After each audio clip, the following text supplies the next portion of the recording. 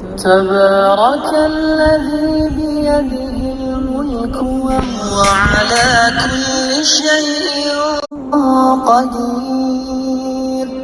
الذي خلق الموت والحياة ليبلوكم أيكم أحسن عملا وهو العزيز الغفور